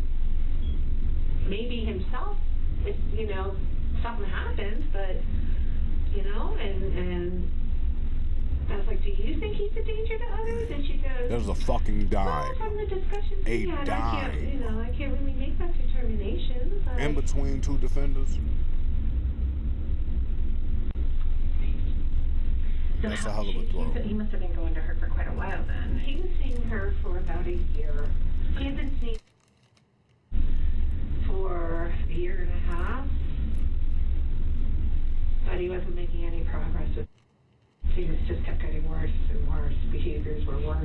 like I said, there's never any violent outbursts, never, just a fascination with some things that I thought we were channeling properly, and, his morbid sense of humor, and that I was like, well, Stephen King's got a morbid sense, and he's a freaking millionaire writing books, Brian Sr. is dumbfounded by the situation he's found himself in. Our kids are both doing good. They're okay in school. They don't drink or smoke. So I didn't really have no warnings that this was going to happen. But he quickly realizes that this is not an accurate picture of his son. He's obviously sick. He's obviously very sick. We've noticed weird things about him. Some days he gets cold. Just he looks at me and he has this cold look on his face. And I can just tell that, I don't know if it's from his friends that he's hanging out with or what, but... Tell me about some of the, I know he's had some issues in school, but tell me about Brian from his childhood. Very growing up. He was good growing up, but I think they diagnosed him early in elementary school with ADHD because he would, he had trouble meeting friends, trouble talking, doing funny things. So he was always kind of on his own. He was a loner. He had friends, a certain amount of friends, but he wasn't like, hey, he wasn't accepted very well. In school, he wasn't accepted, I know that, but he's got friends that he hangs around with, respectable friends, and we just thought, but it just seems like not friends that would ever, not those kind of friends. Sure. Clean, good friends. Okay. The worst they have is they play video games. They drink too much Pepsi. That's my only complaint when all his friends come over. They stay up too late. None of them are, I don't know what happened. I don't know why, what made him go, and I'll never know that question. I don't know how many times you want to ask me. I don't know why, who, when, where, I don't know. I'm just as dark about this as you. Still, Brian Sr. maintains there was not a single sign that anything like this would ever happen. Never been physical at all with any family members. Mom, Dad, Brian, dogs. Never any not a cool bone in his body. Never, ever, nothing. And as far as his friends, no, he's never been in a fight in his life. He's never hit anybody. He's just like his dad. I've never been in a fight, man. I thought just saw he was going to be a spin-off of me. Because he's non-violent, but he's not. I don't know what's going on now. Everything's different. By the end of his time in the interview room, Brian Sr. laments the loss of his family's reputation in the community. This is too much for me. I have the same name as my son, and now this has happened. I need to move to Mogadishu or something, because I can't. This is going to kill my family. How do I know this guy's family's not going to come after us? Well, there's lots and lots of. I don't know how this is going to unravel. Sure. For the sins of my son, I don't know what's going to happen tomorrow. Right. And my wife is just a mess. Just take it one day at a time. That's all you can do anyway. And I know there's lots and lots of unknowns and lots of stuff we don't know. It's going to take us days and weeks to sort things out. So try not to panic in the meantime and think too far ahead. Let's just think about... No, you guys are in charge right now. Terry and I have decided we can't do anything until we're out of this. Until you guys say, okay, you are released. Right now we can't do anything. Well, and... we can't go anywhere. I'm not working anymore. She can't have any more kids anymore. Everything's over. It's all done now. It's over. Our lives are totally over. She runs a license in-home daycare. She can't have a license anymore. I don't think that's true. Oh, okay. Well, her parents, when this hits the news, all the kids are going to be pulled out. Maybe. So yeah, everything's going to go belly up here. So if things are going to change, I don't know how it's going to change, but I got a feeling Grand Junction is no longer going to be our hometown because my name's been trashed. In another room at the Mesa County Sheriff's Office, Brian Cohey Jr., now under arrest and charged on suspicion of first-degree murder, has waived his Miranda rights and is ready to talk with investigators. They waste no time getting straight to the point. How did you get here? I murdered someone. Okay. But how did you get to my office? Well, the police drove me here from my mom's house. Okay. You said you murdered someone. I did. Did you know the person? No. No? No. I was driving one night. I was in a, shall we say, bad state of mind. Okay. I saw a strange shape by the railway tracks, so I investigated, and it revealed to be a homeless person sleeping. Well, I presumed homeless, because he was there. Okay. So, I stabbed him to death. Okay. Then decapitated his head and hands and arms. Okay. I then took the head and put it in my car trunk along with the hands in bags, plastic Ziploc bags. I took it back to my house, cleaned off the knife, tried to hide the head and hands, removed the trash in my car that was stained in blood. And then I tried sleeping. However, I was quite stupid, shall we say, because I decided that's too much evidence. The body needs to be dumped in the river. So I took the body in the trunk, drove it to the Blue Heron drop-off point, and unsuccessfully dumped the body as I parked too low down the ramp. The ramp is mud and dirt, so unless you have four-wheel drive, you're not getting out. And I was able to get out, and my car flooded.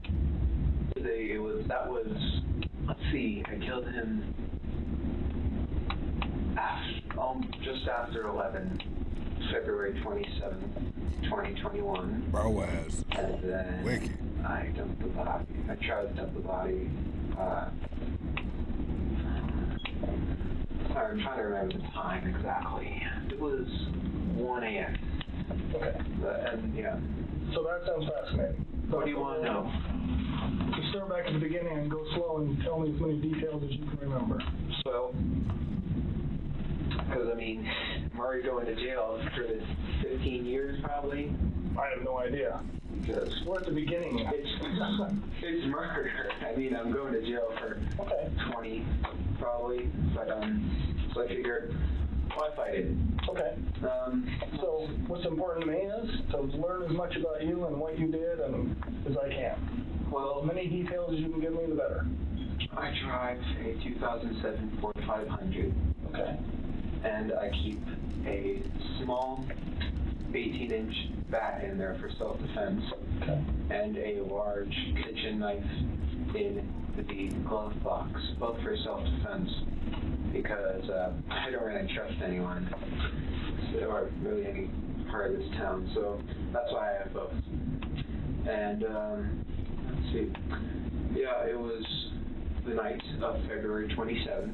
It was a full moon, and I figured I can see so well, why not drive out? And I am in a bad state of mind at that time. I have major depressive disorder, so I am not thinking, I shall say, positively. Okay. And I'm cruising around for an hour and a half. So I fill up on gas halfway through, and I'm eventually driving underneath the bridge near the sheriff's office. You know, like how...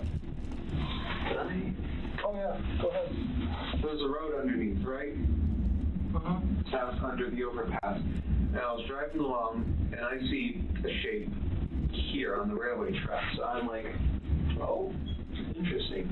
So I go up, and as I'm looking, I see a large thing wrapped in a canvas. Okay. And I'm like, that's a homeless person. So I grab my knife, I put on 3 layers of gloves, because plastic gloves can betray their users because they're so thin, those vinyl gloves, by putting your fingerprints through. So I put on 3 on one hand. I took the knife, I pulled back the canvas, and I stabbed his neck. Okay.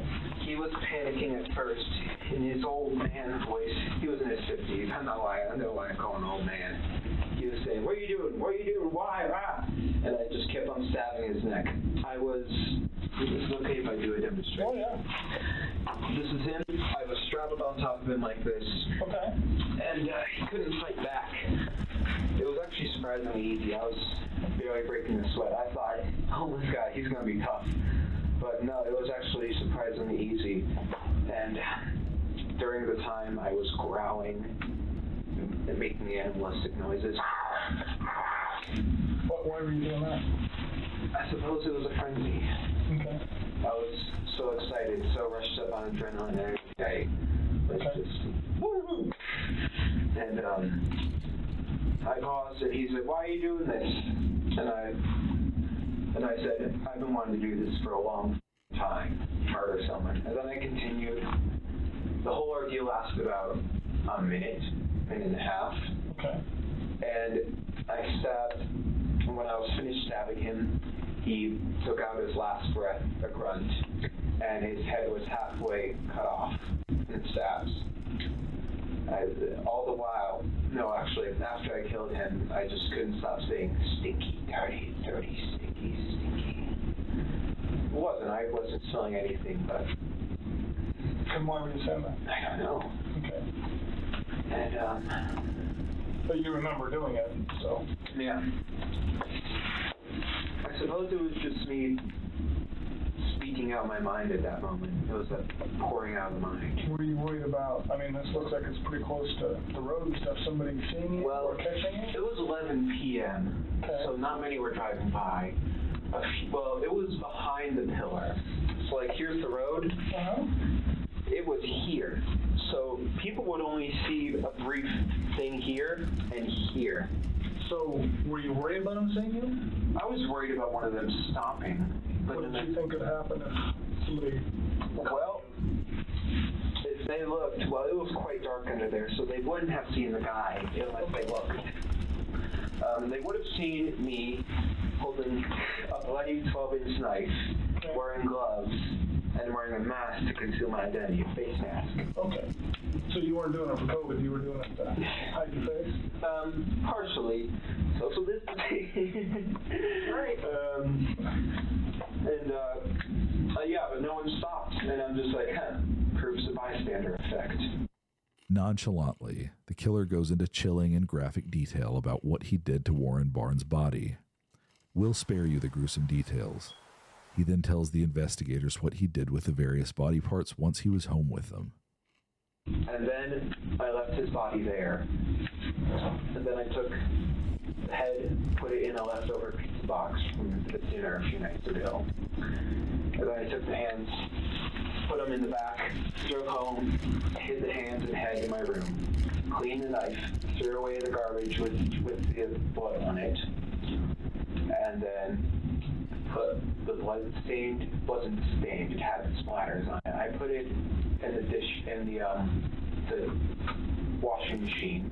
What did you put in there? I put the outfit I murdered him in the washing.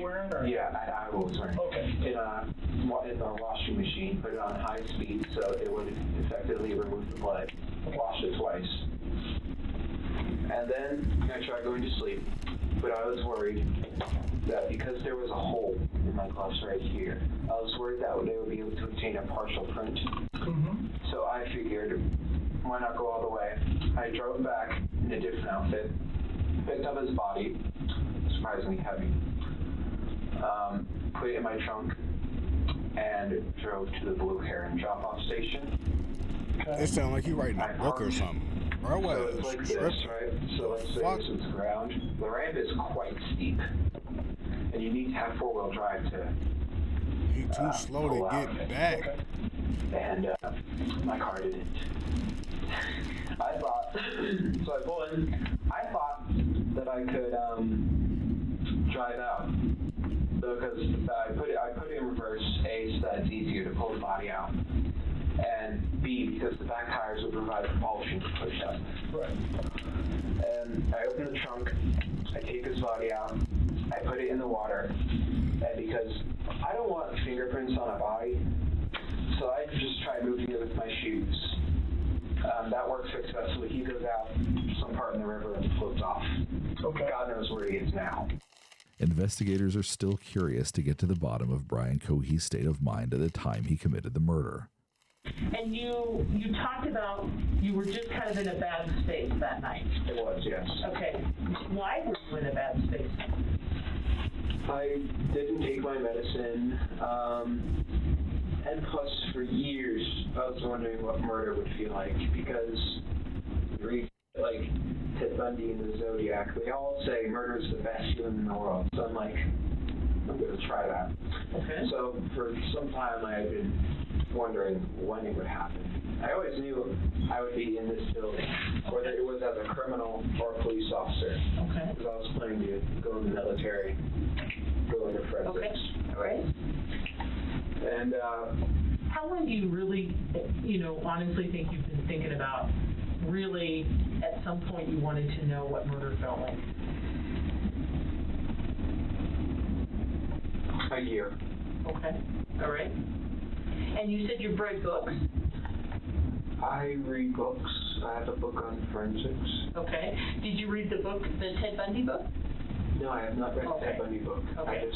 I probably have seen excerpts. Have you seen little comments from it or things like that? I'm not sure what book you're talking about. Damn, now sound like she was gonna say that. You probably should read that. What the fuck? A lot has been written. No, it was on the internet. Yeah. Okay. All right. And Pete has studied him too. So. Crazy. You seem more like Ed, who had Ed Gain. No, Ed in California. Big Ed. Ed Kemper. Yeah. Studied him? You remind me of Ed Kemper. I know of him. He was a police. He was a Goliath. He was 6'9", 300 pounds. So can I ask you a question? Almost all those people did this for some sort of, whether they had sex with the body or it was some sexual gratification. Bro, you are best receiver. Don't run past nobody. Different types Go get him. I'm not a serial killer by no means. But with serial killers, there's different types of them. There's organized, disorganized, visionary, missionary. I'm just wondering what gets you excited about doing it? Well, I'm not really sexually attracted to it. Okay. I was just asking. It was just curiosity, more or less. And you said you studied criminology and forensics and all that? Not college study or school study. It's like a passing interest. I understand. But what were you worried about, like leaving evidence behind or being caught? Totally. Tell me about that and what you did then. Well, I was figuring the police don't. This is not to be taken offense, but police. Got the shirt all pulled up and shit. Can't even make a fucking play. High-risk individuals, for homeless fucking people, what? Prostitutes, etc. So I was deliberately looking for someone who lived that type of life. Okay. And I found a homeless person, and the original goal was just leave him there. But I was worried about the fibers on the outfit I was wearing that would be on his clothes and stuff. So I deliberately messed up the clothes. Okay. Not cutting them up, just throwing them around. And I was worried about just how long it would take to find him, because it's a somewhat traveled road. Eventually someone with the windows down is going to smell something off. The police have a nose for that type of thing. They're trained to be able to identify the smell, of course. So that's where the river idea came from, because a river will wash away a lot of evidence. Rivers are quite tricky. And obviously that was botched. So how long have you been planning or looking for someone to do this with before you found this guy? About a year. About a year? No, 6 months. So have you come close or seen somebody or chickened out or anything in the past? No. I mean, I was looking for a deliberately secluded place like that one. I wouldn't just go up in Clifton and find someone walking down the street and stab them. No, that's too public. Everyone sees that. Well, have you looked like at the homeless places or anything in the past? I have, yes. I would go on night drives often, maybe once every 2 weeks. Now just peruse the streets. Okay. So before this guy, how close had you come in the past? Not at all. Not at all? You just drive around? Yeah, look, just try and find someone. Anybody interesting? No. In your mind thought of a plan? Well, occasionally when you see girls walking down the street, I take a glance at them, because it really is like Ed Kemper, where half of me says, Well, I'm quite inept with women. I'm being honest, I'm no Casanova. But half of me says, I want to take that girl home and make her feel nice. And the other half of me, it's just like what Ed said, is I want to see what her head looks like on a stick. And so occasionally when I'm driving down the road, if I see someone that catches my eye, I'll just like... Were you worried about getting caught while you were doing it, or before you did it? I was worried about afterwards. For this past day and a half, including this day, I felt so anxious. Because not only is my car in the river, there's blood on it, there's body parts in my house, my parents like to look through my things occasionally, and when they see blood, and eventually when they're going to get the news that a body was found in the river, I'm going to sleep. That's very much circumstantial evidence. I'm going to sleep. To me. So I was very much anxious. It don't even matter no more. That I was eventually going to get caught. Fuck what do you think happened if you got caught? Well, I figured my mother would have confronted me about it. Nigga, come back to the ball. Where are you going? Didn't even say it. You turned around. The ball ain't even in your hands yet, dog.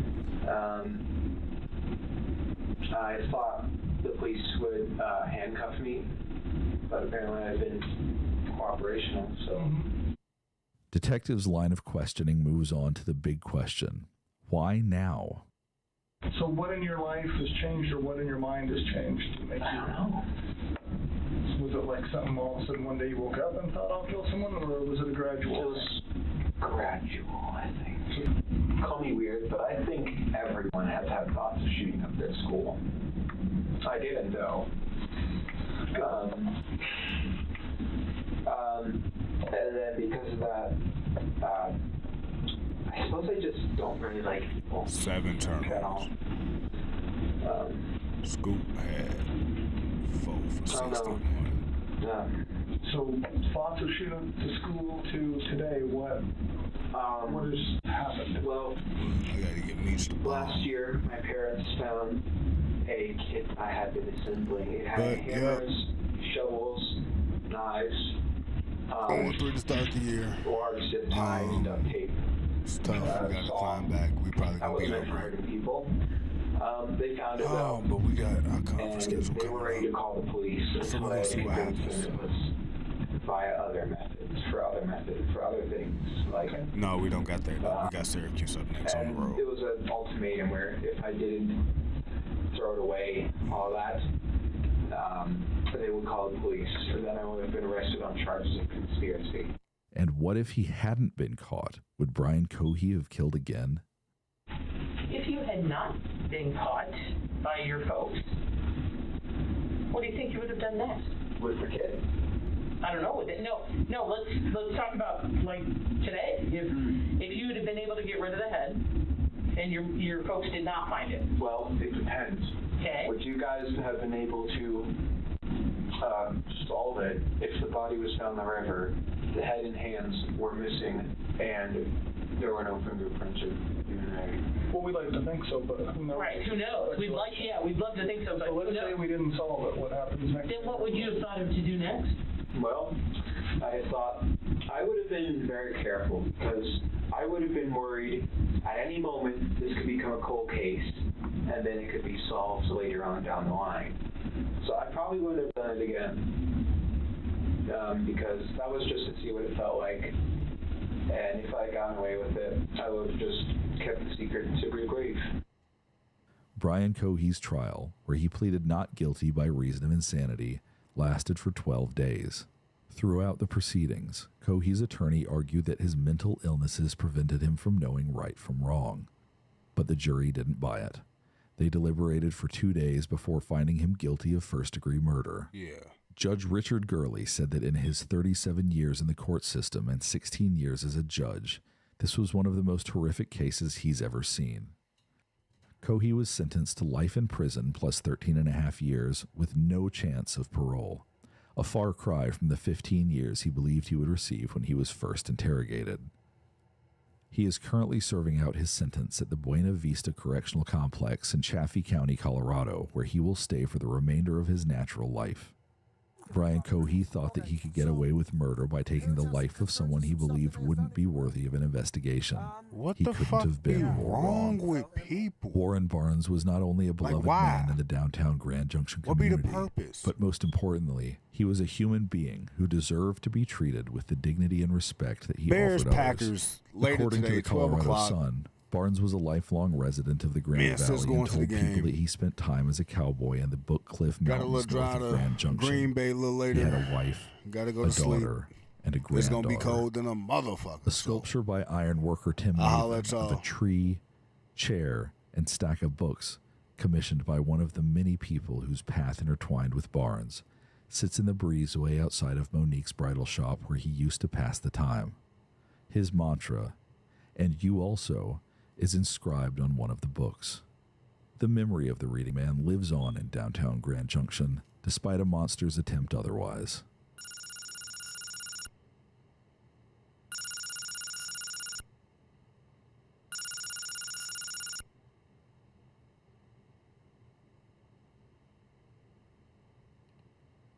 As I walked out,